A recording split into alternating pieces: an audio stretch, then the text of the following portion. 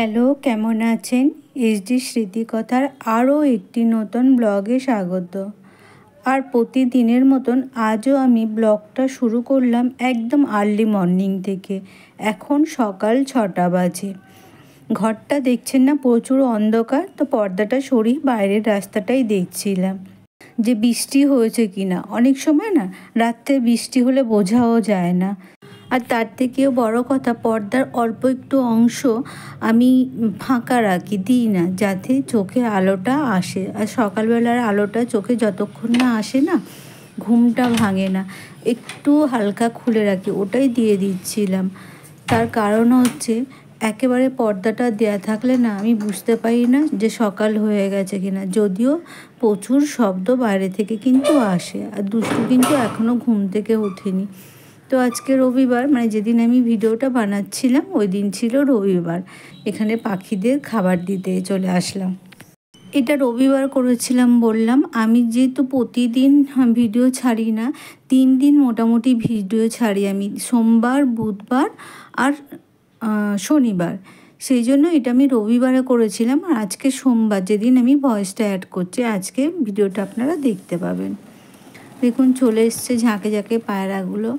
ওরা অপেক্ষা করছিল কখন আমি খাবার দেব। ওখানে বসে থাকে, যখনই খাবার দিই না সাথে সাথে চলে আসে।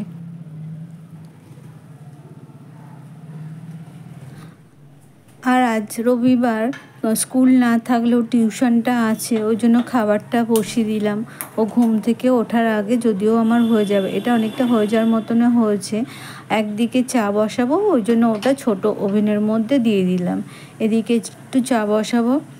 সকালে উঠে চা খাওয়ার পরেই বাদবাকি কাজটা আরও করব। এখানে দোকান থেকে নিয়ে এসছে দই, চায়ের প্যাকেট, দুধের প্যাকেট, এগুলো সকালে নিয়ে এসেছে। এখনও যদিও বাজার আসেনি, এখন অনেকটাই সকাল, 7টা মতন বাজতে যায়, এরকমই হবে হয়তো।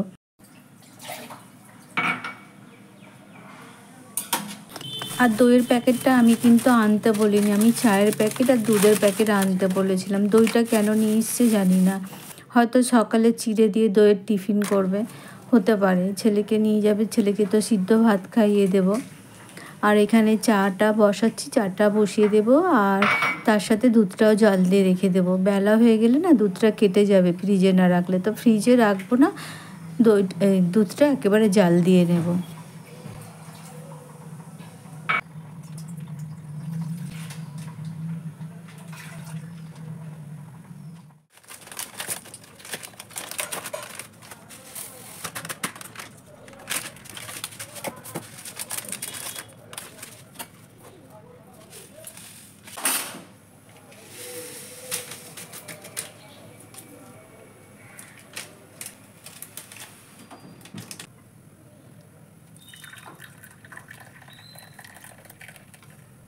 জল করেছো? কালকে যে দেখো, বলো। এটা লার্জিংটারস্টাইন আমাদের যায়, আর এই লিকুইডটা স্মল, এটা লার্জিংটারস্টাইনে যায়, আর এই লিকুইডটা স্মল ইন্টারস্টাইনে যায়। জানো কোনটা? মানে এটা লার্জ ইন্টারস্টাইনে যায় আর এটা স্মল ইন্টারস্টাইনে যায়। আর এটা পটির সঙ্গে বার হয়ে যায়, এটা ব্লাড এনেছে। এটা ব্লাড এনেছে আর এটা পটির সঙ্গে বার হয়। আচ্ছা, এটা হচ্ছে লার্জ ইন্টেস্টাইনে যায়, এটা এটা লার্জ ইন্টেস্টাইনে যায়, এটা। ঘুম থেকে উঠে এসেই মাকে কত কিছু শিখিয়ে দিল।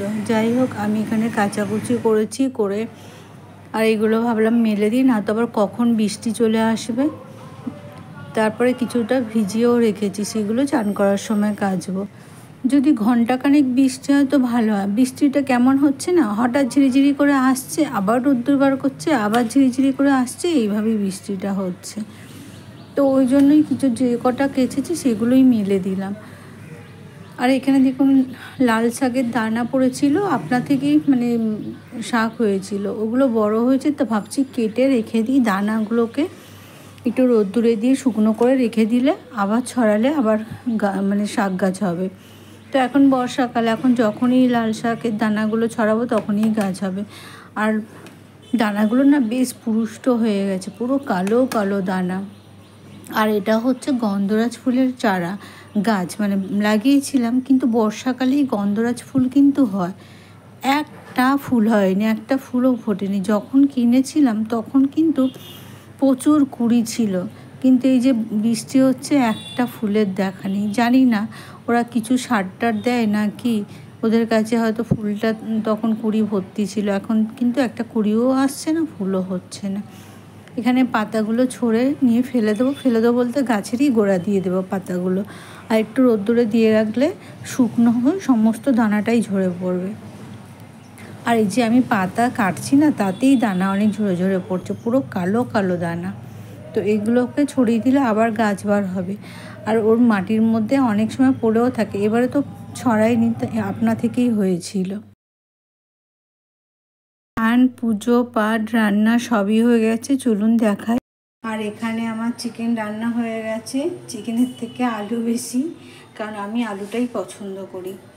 আর করেছি লাউ ডাল, আর কিছুই বানাইনি আজকে, কারণ নিম পাতা ভেজেছিলাম, ওটা আলু সিদ্ধ দিয়েছি, আলু সিদ্ধ দিয়ে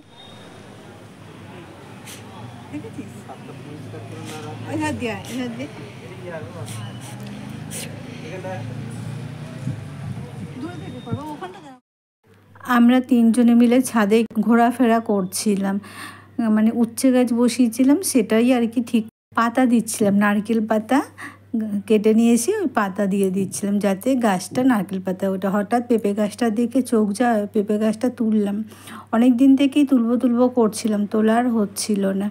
তা পেঁপে গাছটাকে তুলে একটা বড় রঙের বালতি ছিল, ওর মধ্যেই বসিয়ে দিলাম। হবে কি না জানি না, তবে বর্ষাকাল তো ধরেও যেতে পারে। তবে পেঁপে গাছটা কিন্তু আপনা থেকেই হয়েছে।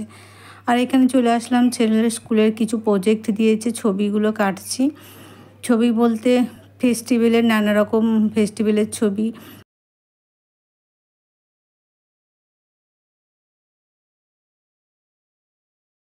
হোলি দেবো বাবা, হোলি দেবো।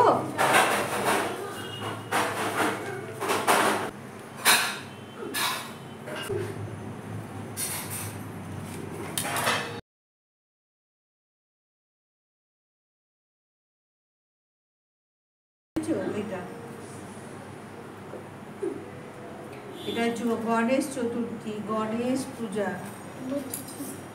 কেটে দেবো গণেশ পূজা। আর এখানে আমি সমস্ত কেটে রেডি করে দিলাম, অনেকগুলোই দিয়েছি কারণ অনেকেই না স্কুলে নিয়ে আসতে ভুলে যায়, দুষ্ট আবার তাদেরকে দিয়ে দেয়, তো আছে বলে অনেক করেই কেটে দিয়ে দিলাম, কারণ ওই নিজেই বলবে মা আরও বেশি করে দাও। শনিবার করে ড্রয়িংয়ে যায়, তো ওর শরীরটা খুব একটা ভালো ছিল না বলে পাঠায়নি। এখনো হয়নি, দেখি একটু সরা, হাতটা একটু দেখাই, খুব সুন্দর হচ্ছে, খুব সুন্দর হয়েছে। এবার দুষ্টুটাকে একটু দেখাই, এদিকে একটু হাই বলে দাও। ছবি আঁকো, পড়বে কখন বলো? ওর প্রচণ্ড কাশি হয়েছিল বলে ওকে ড্রয়িংয়ে পাঠাইনি, বলেছিলাম বাড়িতে বসে বসেই একটা ড্রয়িং করো। তা স্কেচটা সকালে করেছিল, আর এখন সন্ধ্যেবেলা পড়বে, তা না করে এখন কালার করছে। তা ঠিক আছে করে নিক, মানে ছবিটা ও একটু ছবি আঁকতে পছন্দও করে, তো এটা করে ছবিটা এঁকে নিলে তারপরেই পড়তে বসবে। আর আমিও আজকে পার্লার খুলিনি। তুমি একটু আলোর দিকে ঘুরে, এরকমভাবে আলোর দিকে বসো, এই দিকে বসো, তাহলে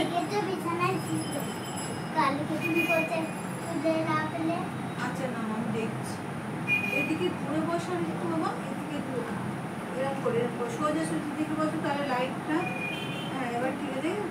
রাত্রে ছবি আঁকবে না, ঠিক আছে? ছবি আঁকলে দিনের বেলা ছবি এঁকে নেবে, রাত্রে শুধু বই পড়বে, বুঝতে পারলে? গলাটা মনে হচ্ছে রাগ রাগ করে বলেছি, একেবারেই কিন্তু না, হয়তো আমি বললাম না আমি একটু জোরে কথা বললে ওরকমই মনে হয়।